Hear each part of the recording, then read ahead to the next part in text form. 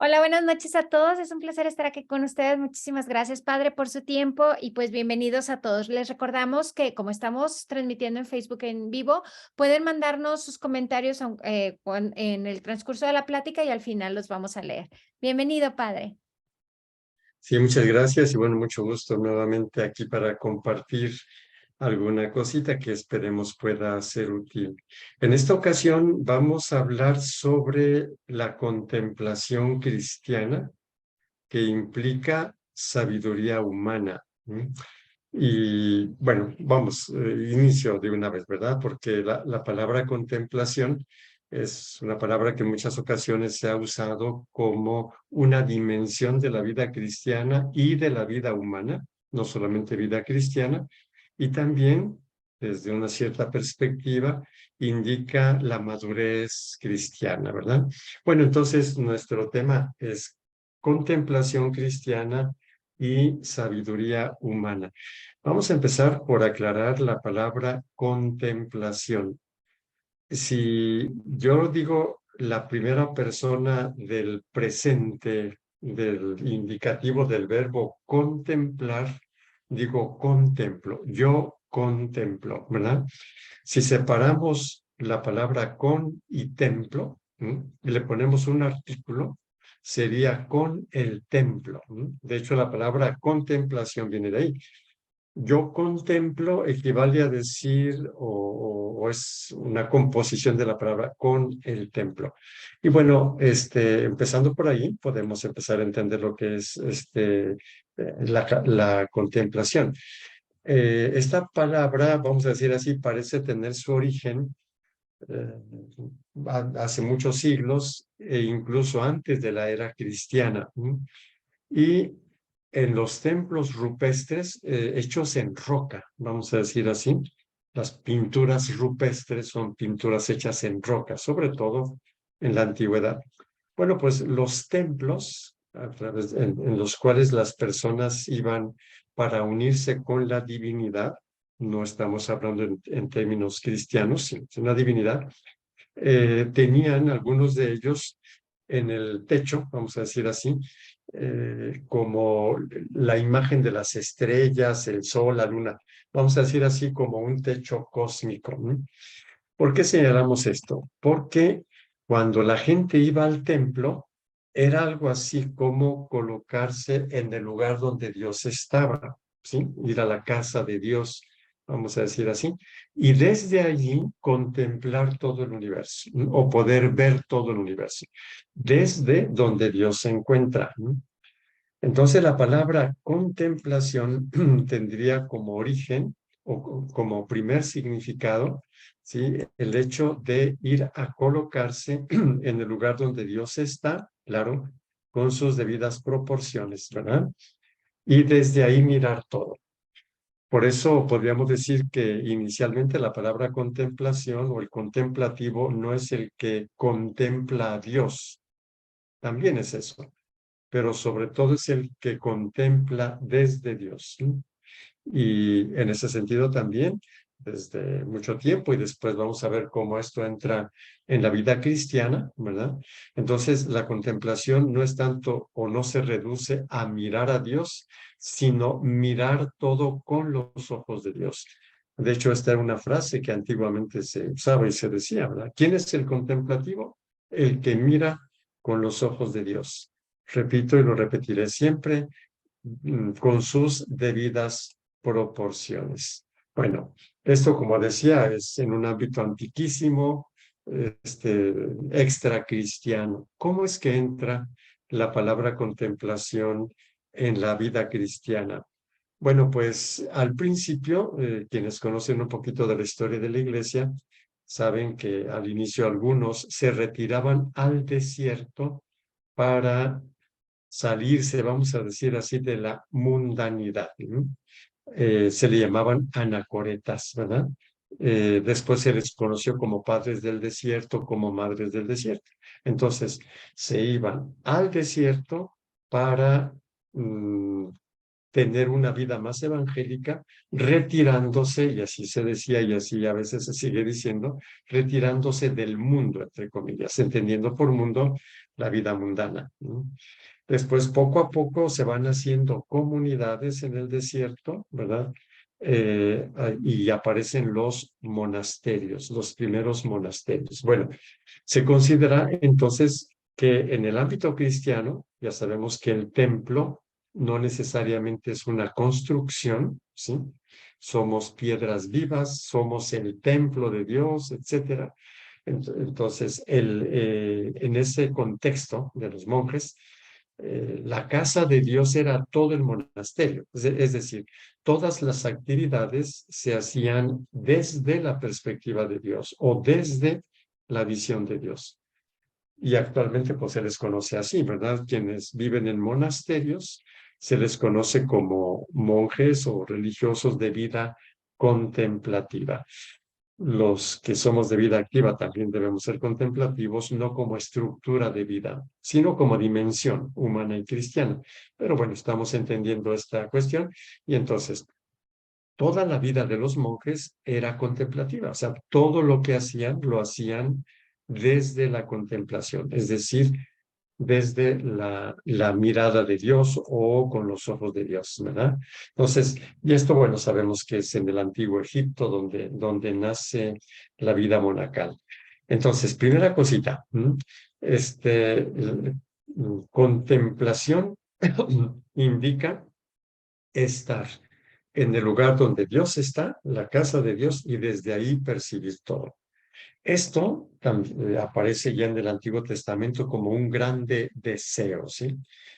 Por ejemplo, el Salmo 41 dice en el versículo 2, como busca la sierva corrientes de agua, así mi alma te busca a ti, Dios mío. Y luego en el versículo 5, recuerdo otros tiempos y mi alma desfallece de tristeza, cómo marchaba la cabeza del grupo hacia la casa de Dios, entre cantos de júbilo y alabanza, en el bullicio de la fiesta. Lo vamos completando con otro salmo, el 83, ¿no? Que dice, qué deseables son tus moradas, Señor de los ejércitos, mi alma se consume y anhela los atrios del Señor. Dichosos los que viven en tu casa alabándote siempre. Un solo día en tu casa vale más que otros 1000 y prefiero el umbral de la casa de Dios a vivir con los malvados. Entonces, ya se expresa un grandísimo deseo de vivir donde Dios vive y se considera que algunos están ahí, ¿no? Dice, dichosos los que habitan en tu casa, Señor, ¿sí? Entonces, muy claramente. La pregunta, para irnos acercando a lo que significa la palabra contemplación, es, ¿y cuál es esa casa de Dios? ¿Quiénes están en la casa de Dios? Repito, al principio eran templos materiales, luego están los monjes, ya no es un templo material, es un estado de vida. Y volviendo a los salmos, otra vez encontramos que los que habitan en la casa de Dios no son los que están en un edificio, la casa de Dios, sino son los que tienen un modo de vivir y un modo de tratar a su prójimo. Por ejemplo, el Salmo 24 dice, ¿quién subirá al monte del Señor? ¿Quién podrá estar en su recinto santo? O sea, ¿quiénes son los que viven ahí? Y responde, quienes tienen manos inocentes y puro el corazón, que no confían en cosas vanas, ni juran con engaño. Esta es la raza de los que te buscan, los que van tras tu rostro, Dios de Jacob. Salmo 24, ya todavía Antiguo Testamento. Entonces, se considera que los que viven en la casa de Dios y buscan ver su rostro, así como en la antigüedad los que veían el rostro del rey eran los que habitaban en la casa del rey, sus familiares y sus servidores, sus sirvientes cercanos, ¿no? Acá, teniendo un poquito esa imagen, es y quién habita en la casa del Señor y trata de ver su rostro, ¿no? Los que tienen manos inocentes y puro el corazón, no confían en cosas vanas, ni juran con engaño. Las manos en el Antiguo Testamento indican las obras, manos inocentes, y el corazón indica la mentalidad, los sentimientos y la toma de decisiones. Vamos viendo, por ejemplo, entonces, que la contemplación no es solo mirar, no sé, las cosas, sino el ángulo o la perspectiva o el lugar desde el cual se mira. Y el lugar no es un espacio físico, sino es un modo de ser, acciones inocentes y puro el corazón, cositas que vamos a ver un poquito más adelante. Pero todavía hay otro salmo, el Salmo 15, que dice: Señor, ¿quién morará en tu tienda? ¿Quién habitará en tu monte santo? Y responde el Salmo 15, dice: el que obra la justicia y dice la verdad de corazón y no calumnia con su lengua, que no daña a su hermano ni agravia a su prójimo. Y cuando jura, aún en perjuicio propio, no se retracta, cumple su juramento. No presta dinero a usura, ni acepta soborno en daño del inocente. Otra vez, vemos que habita en la casa del Señor no el que fue a un lugar material, sino aquel que tiene un modo de tratar al prójimo, ¿sí? Es aquel que obra con justicia. Vamos a ver que la palabra justicia aquí dice obra según Dios, según el juicio de Dios. Dice la verdad de corazón, no calumnia con su lengua, no daña al prójimo. Cuando jura algo lo cumple, no aprovecha del que tiene necesidad de dinero, no presta dinero a usura, ¿sí? No aprovecha de los demás, ¿sí?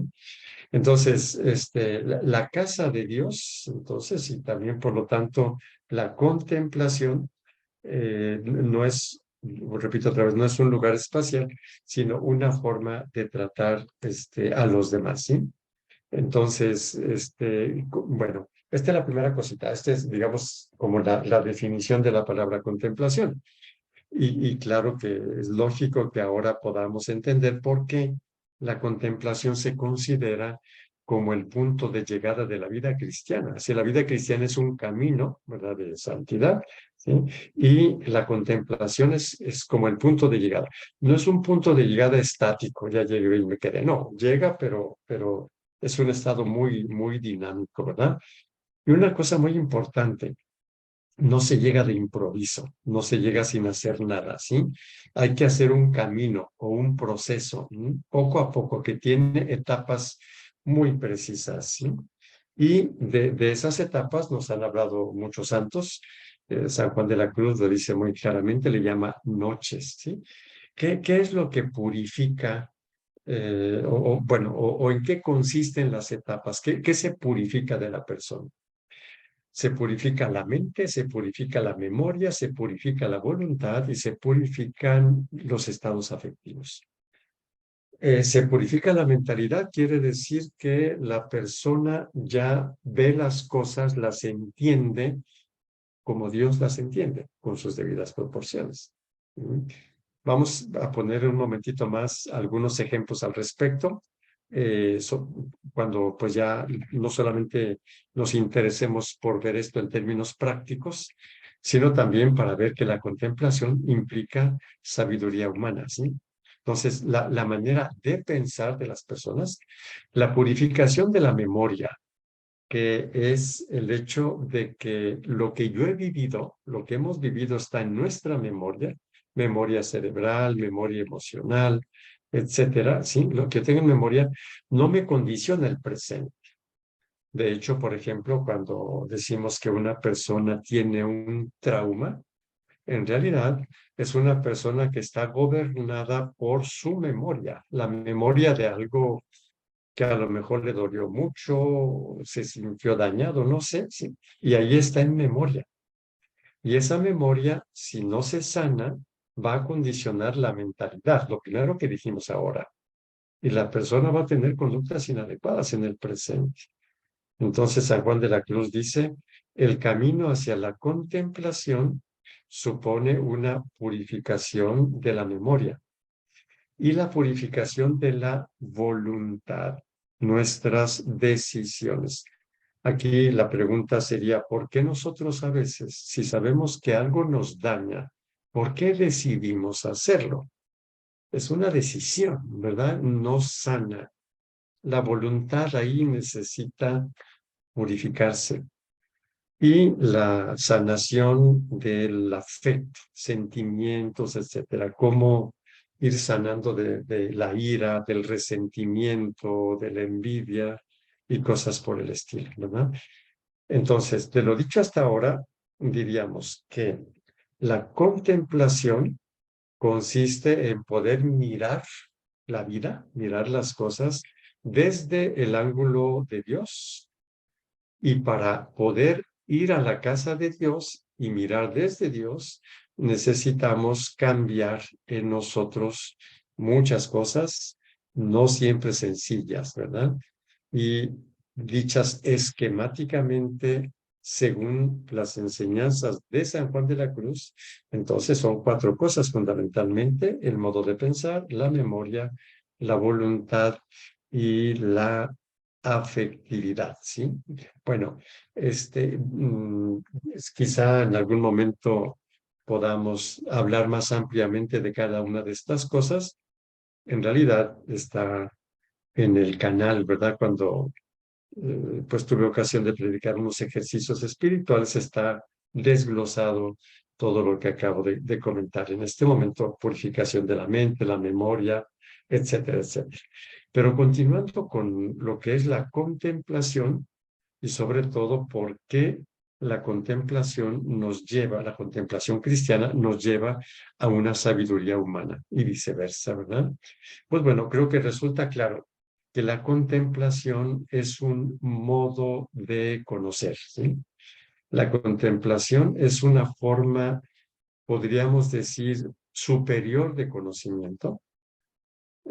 Adelantando alguna cosita que vamos a decir más adelante, pues en la sociedad, bueno, abundamos personas que caminamos ciegamente, incoherentes y tantas cosas más, ¿verdad? Y un contemplativo es alguien que va dejando esas cosas, ¿sí? Y va teniendo una forma de conocer, ¿verdad? Superior, ¿no? Mejor, vamos a decir así, que la mayoría de la gente, ¿no? Y esta forma de conocer, que se llama contemplación, se caracteriza por la simplicidad del acto mismo de conocer. Han dicho en lenguaje popular, no anda con tantas telarañas en su mente, no anda haciendo problemas donde no los hay, ¿sí? Simplemente con sencillez, de una manera bastante simple, simplificada, vamos a decir así, percibe las cosas como son, ¿sí? Puede captar la totalidad de los acontecimientos y ver la lógica o la armonía de los mismos, ¿sí? Por ejemplo, hay algunas cosas que son difíciles de ver en su armonía, ¿no? Hay ciertas situaciones, por ejemplo, de salud muy penosas. Los sacerdotes a veces somos llamados a los hospitales, a veces hospitales de veras en muy malas condiciones de higiene. Uno entra en el hospital confiando en el propio sistema inmunológico, ¿verdad? Personas que están muriéndose y que son relativamente jóvenes. Y si uno habla con las personas y nos dicen, pues sí, es que esta persona tomó mucho, pero es que etcétera, etcétera, etcétera, etcétera. En modo tal que esa enfermedad tan penosa es completamente armónica, se oye feo a lo mejor, ¿verdad? Completamente lógica con el modo de vida que esta persona tuvo, ¿sí? Ahí, por ejemplo, el contemplativo es alguien que puede ver con más entendimiento y con más sabiduría cosas que son duras en la vida humana y que mucha gente se pregunta por qué, pero ¿por qué tuvo esto? No le encuentran sentido, no le encuentran explicación.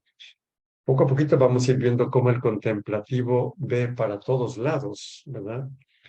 Repetimos otra vez con sus debidas proporciones, pero bueno, Dios así ve también, por eso a veces no le entendemos mucho a él, ¿verdad?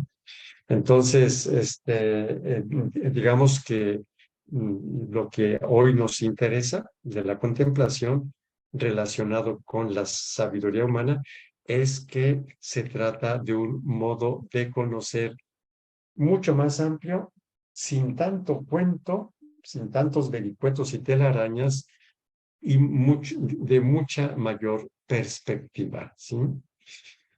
El no contemplativo, claro, aquí voy a hablar, pues, sin considerarme contemplativo o no contemplativo, pero bueno, vamos a hablar lo mejor que podamos al respecto, ¿verdad? Para el no contemplativo es difícil ver la verdad, ¿sí? Prefiere mentirse a sí mismo o simplemente negar la realidad. No quiere decir que quiera decir mentiras. Bueno, pues alguna ocasión quizá, no.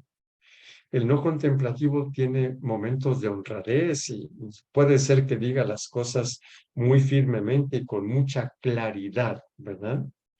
Pero si vemos la vida en su totalidad, digamos que esos momentos de honradez están sostenidos sobre una gran mentira. No se trata en general de una mentira consciente, ¿no? Sino una gran mentira, ¿sí? Entonces, cuando decimos que el no contemplativo prefiere mentirse a sí mismo, no se refiere a un acto de maldad en sentido moral o ético necesariamente, sino a una actitud defensiva que empuja a la persona a ocultarse detrás de una máscara. ¿Dónde es donde está la grande mentira? Pues que cuando yo me presento con una máscara, estoy queriendo creer yo y hacerles creer a los otros que yo soy esa máscara, y eso es falso. Es una gran mentira.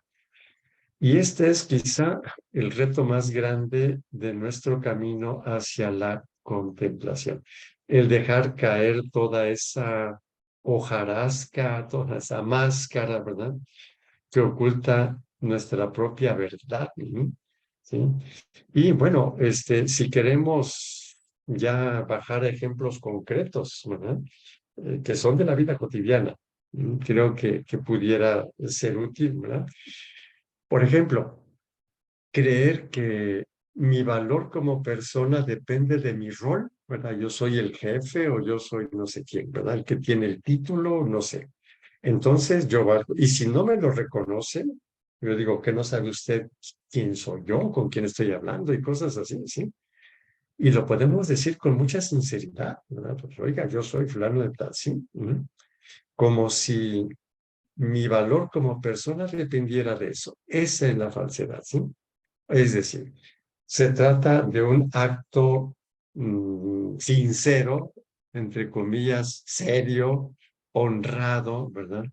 Pero con la grande mentira, creyendo que yo soy mi rol. Yo no soy mi rol, ¿sí? En ese sentido, por ejemplo, podríamos decir que una cosa que ya es muy práctica para, no sé, para decir que alguien es contemplativo, es la humildad, ¿verdad? Con la cual, bueno, si estoy aquí bien, si estoy acá también, etcétera, ¿sí?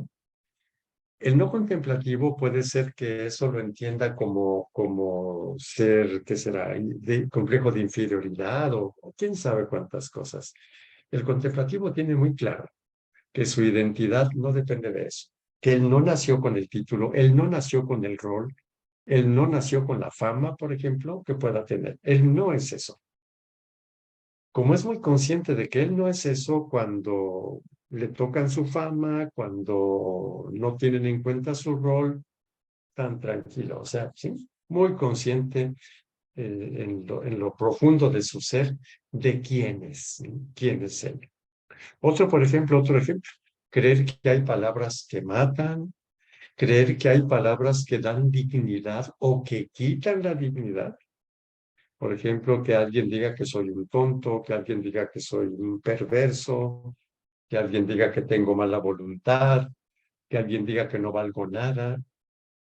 Y sentir que la otra persona me pisoteó, por ejemplo, esa es una gran mentira.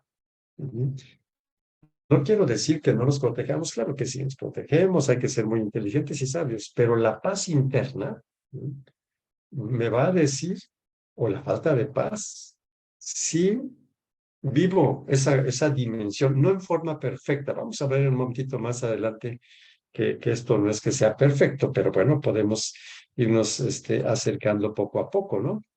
El hecho de que yo sepa que las palabras son lo que sale de otro, así como el otro está en su mente o en sus sentimientos o en sus traumas, ¿sí? El otro me va a mandar lo que trae dentro. Esa es la verdad, ¿sí? Las palabras son sonidos meramente convencionales, ¿sí? Y pueden ser muy útiles si nosotros detectamos, porque también observamos conductas, detectamos si son sinceras o no son sinceras, ¿verdad? Y si no, no. Pero que haya una palabra que me quite la dignidad, una palabra que me pisotee, o un gesto, o un tonito de voz, pues claro que no. ¿Sí? Entonces, las personas que, no sé, insultan o lo que sea, ¿verdad? Puede ser que sean muy sinceras y que de veras quieran que yo me suma, me hunda, vamos a decir así, ¿verdad? Pero la grande mentira es que ni tienen poder sobre mi persona, ni yo también, ni yo tampoco sobre la otra persona, ¿verdad? Y que la verdad puritita es que está expresando su impotencia, está expresando su ira, su malestar y cosas por el estilo, ¿sí? Entonces, nosotros en muchas ocasiones nos peleamos por palabras, por simples conceptos, por simples opiniones, hasta por un partido de fútbol, por una idea política o por X, ¿no? No quiere decir que no sean importantes las opiniones, pero darles la importancia que no tienen, ¿sí? Sobre todo cuando son cosas banales, como los deportes, por ejemplo, ¿sí? Y bueno, entonces las personas que se pelean en ese nivel, pues lo hacen sinceramente, ¿no? Pues están convencidas de que el árbitro, quién sabe que no sé cuánto, están en momentos de honradez, pero sobre una grande mentira, ¿sí? O sea, eso no vale la pena, por decir, ¿no? Bueno, entonces, digamos que alguien que es contemplativo tiene la capacidad de entender y de conocer con mucha mayor verdad, con una verdad básica, ¿sí? Una verdad de base, ¿sí? ¿Cómo son estas cosas? Por eso, por ejemplo, pues no se enredan en peleas tontas, no le responden al necio con su necedad, por ejemplo, ¿sí? Pueden callar cuando se dan cuenta que es inútil estar hablando, cuando se dan cuenta que las palabras son solamente para descargar malestares, por ejemplo, o envidias, ¿no? Hablan menos, simple y sencillamente, ¿verdad? En creer que son los otros quienes nos dan nuestro lugar, ¿no? Y bueno, y cuando nos encontramos con este tipo de situaciones, son personas buenas, pero que pelean inútilmente, ¿verdad? O sea, sin ningún fruto. Porque si dejan de hacerlo, ¿dónde quedo yo, por ejemplo? ¿Sí? Como si mi lugar me lo diera el tener una conducta necia, ¿sí? Claro, claro que eso no sucede. Entonces, digamos que cuando nosotros no hemos hecho el camino de la contemplación, vivimos, pues, digamos, con muchos actos honestos, bien convencidos, ¿no? Pero, digamos, con un subsuelo, ¿no? Falso, tremendamente falso, ¿verdad? Y bueno, si esto es así, pues bueno, el contemplativo también entiende, ¿verdad? Pues vive con los ojos abiertos cuando la mayoría vive con los ojos cerrados, ¿sí? Lo cual quiere decir que no será entendido, será mal interpretado en muchas ocasiones, ¿no? Habrá conductas muy sabias, por ejemplo, de retirada, ¿verdad? Es decir, aquí es más necio que yo me quede y el otro diga, te escapaste, mira, ese es evasivo. No pueden distinguir lo evasivo de la retirada sabia, por ejemplo, ¿sí? Por eso es que, de alguna manera, quien desea, digamos, hacer el camino de la contemplación, tendrá que crecer mucho en libertad interior, ¿verdad? Porque tendrá que ser libre de todas esas, no sé cómo decir, incomprensiones, ¿no?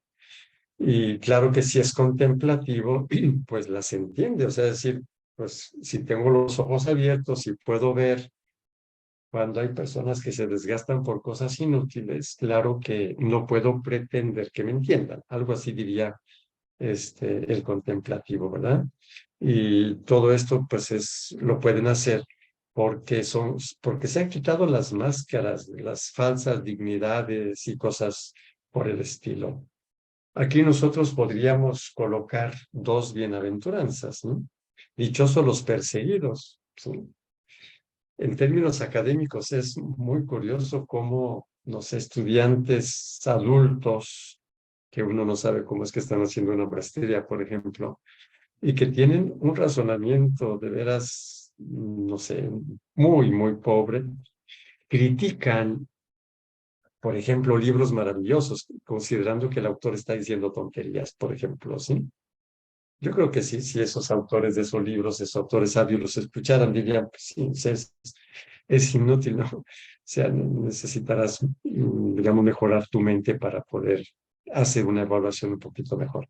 Y la otra bienaventuranza, dichosos los que sufren, hay un cierto tipo de sufrimiento, ¿verdad? De hecho, todos los seres humanos sufrimos incomprensiones, pero quien no es contemplativo, pues se derrumba o se enoja o se la cobra al otro. El contemplativo tiene seguramente métodos muchísimo más sabios. En ese sentido, diríamos que si queremos seguir describiendo la contemplación, diríamos que el contemplativo no solo entiende mucho más la dinámica del mundo y la dinámica humana, ¿sí? Como los seres humanos nos peleamos y nos desanimamos y nos herimos de una manera bastante necia, ¿verdad? Sin mucho motivo, ¿verdad? Pero claro que esto no es posible sin que la persona contemplativa vaya centrándose, ¿verdad? Vaya, digamos, actúe desde su centro personal y no desde las apariencias, ¿sí? Que yo creo aparento esto, aparento lo otro, etcétera, ¿no? Sino desde su centro. O sea, no considera que su identidad dependa de la fama, por ejemplo, o dependa del poder, o dependa del rol, ¿sí? Por eso diríamos que tiene una clara identidad real, o sea, de sabe quién es y sabe cuál es su valor como persona, ¿no? Por eso es que no cae en discusiones inútiles cuando alguien lo provoca, ¿verdad? Insultándolo, por ejemplo, que equivale a hacer un juicio negativo sobre su valía personal, ¿verdad? Generalmente sobre la inteligencia. La mayor parte de los insultos son diciéndole que el otro es un tonto. Algunas palabras más fuertes o menos fuertes, pero prácticamente es un juicio de valor sobre la inteligencia de los demás, ¿verdad? Y por eso diríamos que no tienen falsas defensas, ¿no? Por ejemplo, si yo creo que mi valor personal depende de mi rol, entonces cuando veo que mi rol peligra, yo lo voy a defender, ¿verdad? Y va a ser una defensa, si un mecanismo de defensa. Bueno, si yo no dependo del rol, no necesito esa defensa, ¿no? Eso es lo que queremos decir con la expresión de que no tiene necesidad de falsas defensas, ¿sí? Y por eso es aquel que reacciona mejor ante situaciones ambiguas, jueguitos, ganchos que otros quieran ponerle a uno. Y esto nosotros lo ligaríamos mucho con lo que entendemos como humildad, ¿no? El humilde no es el apocado ni el que tiene complejo de inferioridad. Es el que entiende también estas cosas, que no está defendiendo en absoluto cosas inútiles, ¿verdad? Y una cosa que no he dicho hasta ahorita, pero que en el ámbito de la contemplación se dice bien claramente, ¿no? Y lo repito un poquito, o sea, ser contemplativo es mirar todo con los ojos de Dios. Y la pregunta, ¿y cuáles son los ojos de Dios? ¿O cómo mira Dios? Dios mira con amor. Dios es amor y Dios no mira nada sin amor. O sea, no sería amor, vamos a decir así, ¿sí? Y en ese sentido, el gran reto del contemplativo es mirar todo con amor. No quiere decir que va a justificar todo, no en absoluto. No quiere decir que va a permitir todo y que le hagan lo que sea, tampoco. El amor no se puede identificar con una receta así. Puede amar protegiéndose, es decir, el amor a los demás implica o incluye el amor, el sano amor hacia sí mismo, ¿no? Entonces, podríamos decir que entonces la persona contemplativa es alguien que sencillamente ama, sencillamente, o sea, no se complica, vamos a decir así, para amar. ¿Por qué? Por lo que hemos expresado anteriormente, ¿no? Estando la persona en su propio centro, no identificándose con rol, fama, y por lo tanto, digamos, inmune, entre comillas, a los intentos de ofensa, ¿sí? De parte de otros, porque sabe quién es, ¿sí? Entonces, digamos que tiene muchísima más capacidad para amar a los demás y entender las debilidades ajenas, como ya lo señalamos anteriormente, ¿sí? Entonces, desde esta capacidad, él decide amar. ¿Por qué? Pues porque quiere estar en la casa de Dios, porque quiere mirar con los ojos de Dios. Y ya sabemos que no es nada sencillo amar en un mundo como el que tenemos nosotros, ¿verdad? Sobre todo cuando sentimos que los demás no son justos con nosotros, cuando sentimos que los demás nos maltrataron o cosas por el estilo. No es tan sencillo amar. Pero aparte de lo ya señalado, es decir, que la persona ve las cosas con verdad, sabe que los demás hacen lo que pueden o lo que ustedes gusten, además es muy consciente de lo que él decide.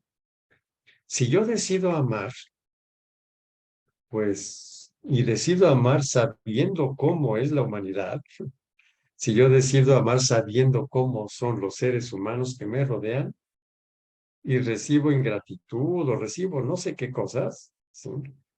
El contemplativo dice, yo soy consciente de que fue mi decisión amar. Los demás no tienen la culpa. Yo soy responsable de mi decisión de amar. Si yo empiezo a decir, sí, yo doy por los demás y los demás mira cómo son de ingratos y todo el asunto, yo estoy quizás tratando de ser muy honesto, pero sobre una grande falsedad sobre el amor. No lo estoy amando. Estoy dando a los demás con tal de que me den, ¿verdad? O sea, como una relación comercial. Como vamos viendo, la contemplación o el contemplativo es una persona que va desarmando todas esas falsedades que aprendimos. ¿Por qué? Pues porque nacimos en una humanidad dañada, donde creímos que valíamos por un rol, que etcétera, etcétera. Todo eso, irlo derrumbando, como decíamos, dejar caer toda esa hojarasca, ¿sí? Y permitiéndonos ver más las cosas como son. Entonces, el contemplativo es alguien que es muy consciente de qué es lo que él decide, asume las consecuencias de su propia decisión, ¿sí? Y entonces, cuando decide amar, lo hace de una forma muy, muy realista, ¿sí? Es decir, no es que ama a los demás seres humanos porque piensa que con su amor los va a cambiar y no sé cuántas cosas. Pues a lo mejor alguna persona cambiará, ¿sí? Pero no necesariamente. ¿Sí? Entonces aquí el asumir esto, ¿verdad? ¿Sí? Entonces, por eso podríamos decir que los contemplativos se han manifestado siempre como grandes conocedores de la naturaleza humana. Lógico, porque al ir haciendo ese camino en el que van dejando máscaras, van conociéndose más a sí mismos, en la medida en la que los demás expresan lo que son, a veces nos va muy bien, a veces va mal, ¿sí? A veces hacemos algo muy bueno y somos correspondidos, a veces no somos correspondidos. Todo eso, ¿sí? Dado que el contemplativo quiere conocer la verdad, ¿sí? entonces cada vez va haciéndose más experto en el conocimiento de la naturaleza humana, ¿sí? Tanto desde el punto de vista teórico, o sea, se va haciendo las ideas de cómo somos los seres humanos, ¿sí? Como desde el punto de vista práctico, ¿sí?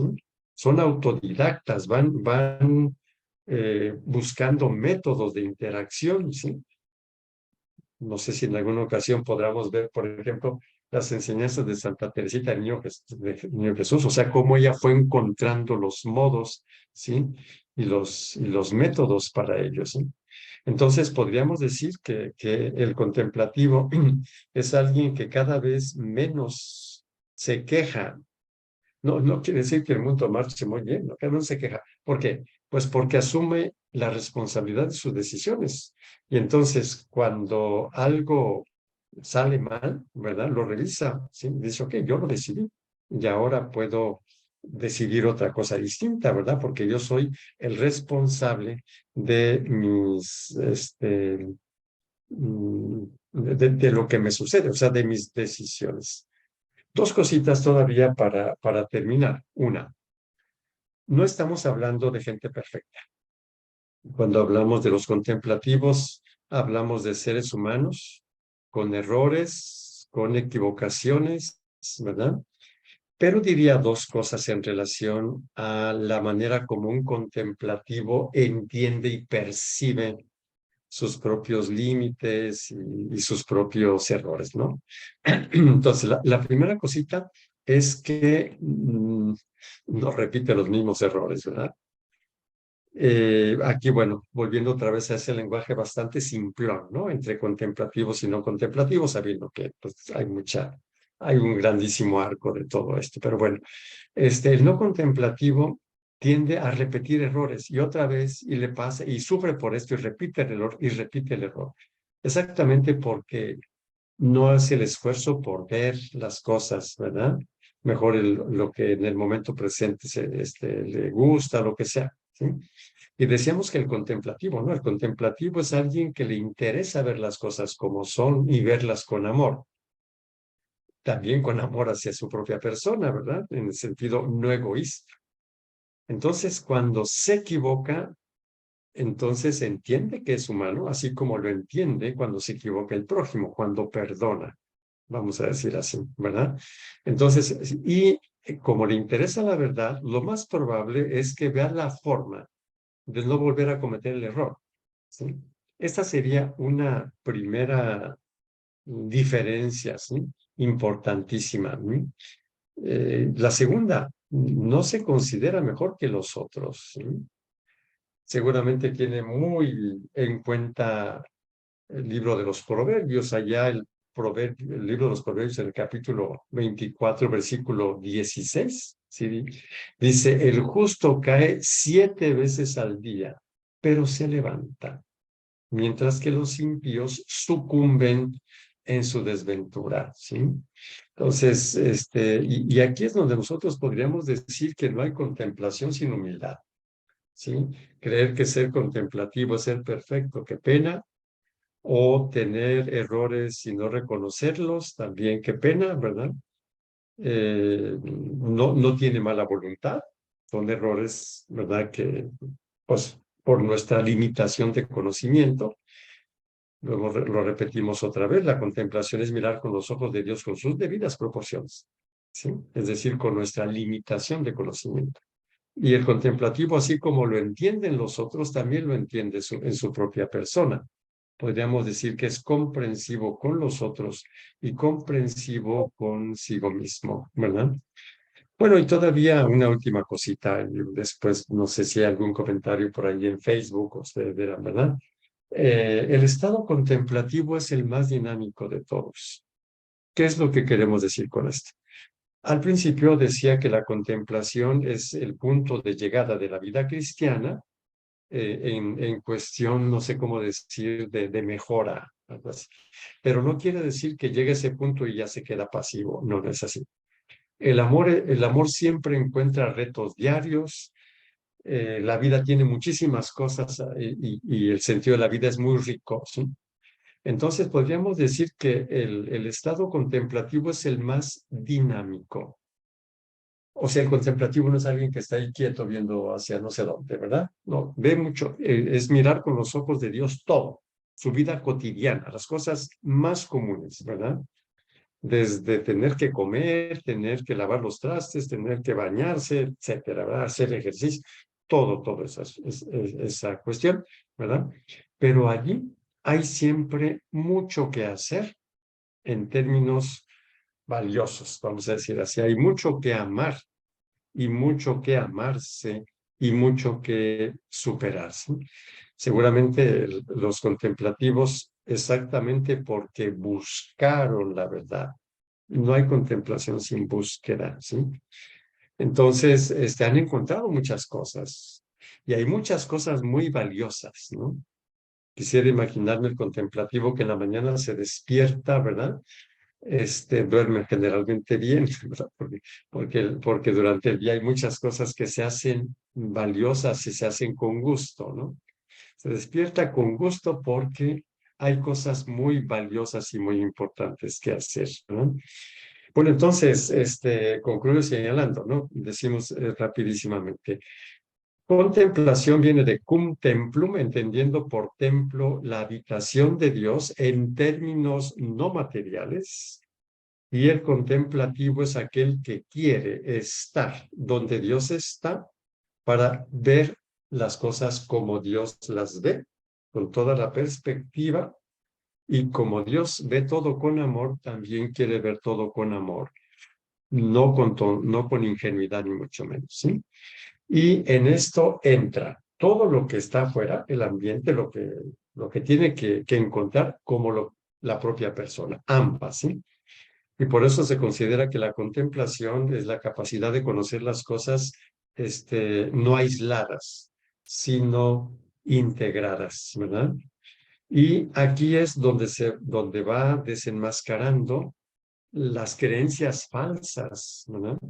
Sobre la propia identidad, sobre los roles, etcétera, las palabras, la fama y todo ese asuntito. Sabe que son funcionales, las palabras son funcionales, los roles son funcionales y en ese sentido son útiles, ¿verdad? Pero siempre y cuando sean considerados en su verdadera naturaleza. ¿No? Y entonces van como desbaratando esa grande falsedad de base, ¿no? Y esto hace que sean mucho más sencillos, amen mucho más sin tanto cuento, ¿verdad? Resuelvan las cosas sin tantas telarañas mentales, ¿no? Y en ese sentido, sin mucho ruido, hacen cosas mucho más valiosas que a veces no se hacen con tantos gritos y con tantos pataleos y con tantas peleas, ¿verdad? Por eso diría que el contemplativo hace mucho más cosas sin ruido. En cambio, el conflictivo hace muchas cosas con mucho ruido, pero generalmente inútiles. Y por eso decimos que la contemplación siempre implica sabiduría humana y la no contemplación implica necedad.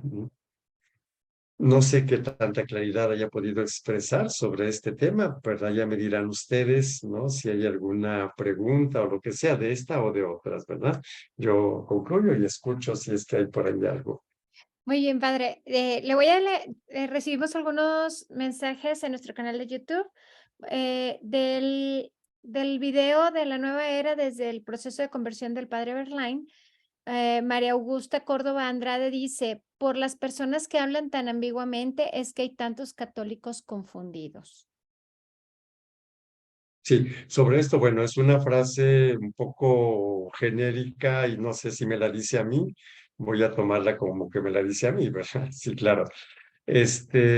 Bueno, fueron muchísimos videos en los que hubo algo sistemático tratando de ser lo más claros y fundamentados posibles.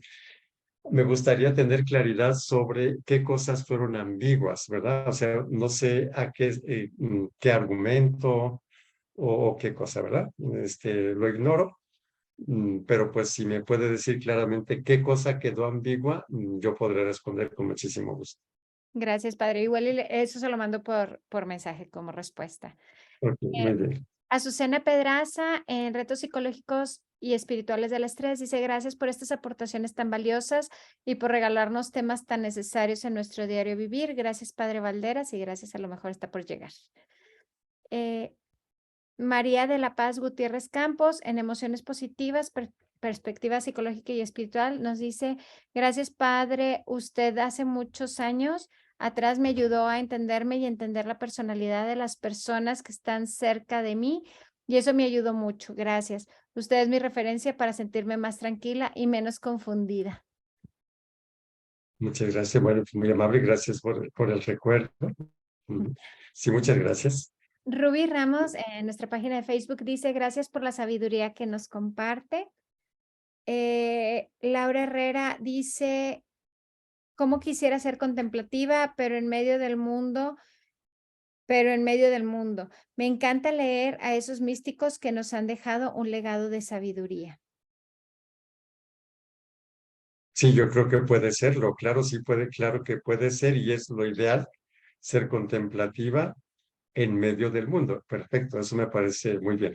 A lo mejor aquí lo que conviene es recordar, ¿no? Como la contemplación no es una actividad,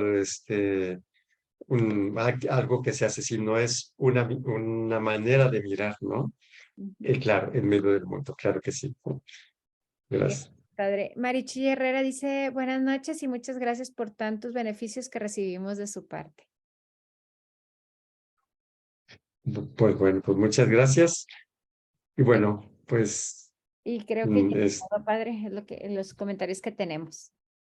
claro, muy bien. Qué bueno. Recuerden a quien nos escucha que nos pueden mandar sus comentarios, preguntas en cualquier momento de la semana, y el siguiente sábado nosotros se los hacemos llegar al padre para que sepa qué es cuáles son las preguntas, y obviamente si son preguntas más elaboradas, nosotros se las hacemos llegar con tiempo al padre.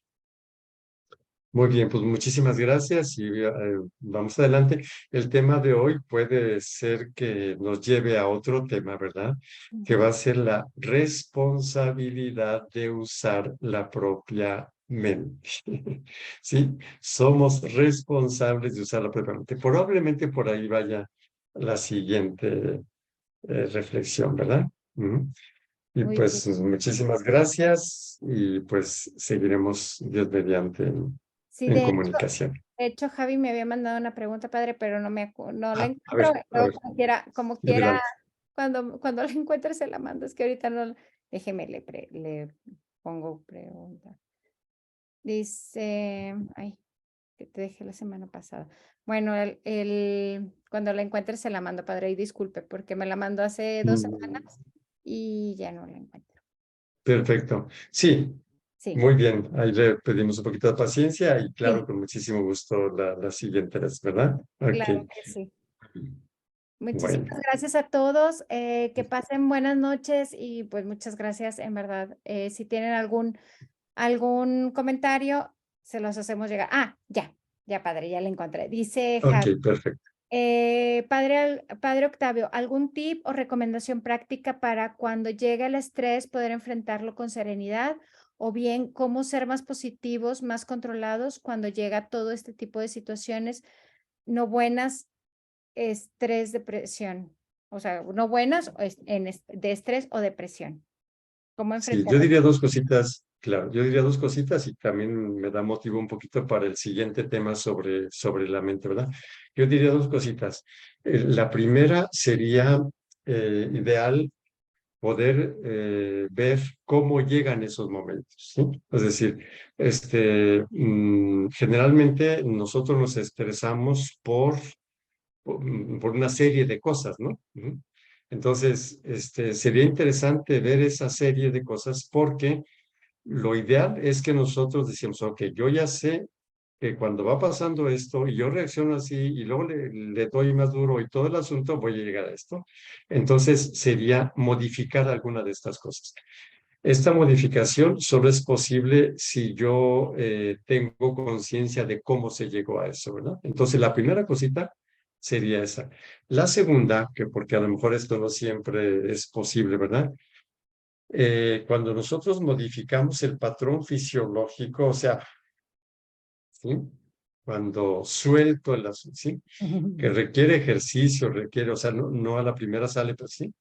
Eso, esa modificación fisiológica, o sea, es una modificación tal cual del cuerpo, modifica también todas esas hormonas y sustancias, cortisol, compañía, ¿verdad? Por el hecho de haber relajado, ¿sí? Entonces yo sugeriría esas dos cositas combinadas. Ambas son un poquito un proceso. Por ejemplo, la cuestión de relajarse, pues cuando uno está muy estresado está muy difícil hacerlo. Pero si hay ejercicio, o sea, si hay entrenamiento y todo el asunto, bueno, es mucho más posible que se haga, ¿verdad? Y lo otro también, o sea, porque no siempre podemos acordarnos de todo lo que sucedió y lo podemos, y a veces es un poco, es procesual, ¿verdad? Es lo que diría así rápidamente. Muchísimas gracias, padre. Pues Muy muchísimas bien, gracias a todos. Los esperamos la semana que entra, si Dios quiere. Dios mediante. Ok, bueno, que pasen buenas noches, que Dios les bendiga, nos escuchamos Dios mediante. Igualmente, Yes. padre, muchas gracias. Gracias.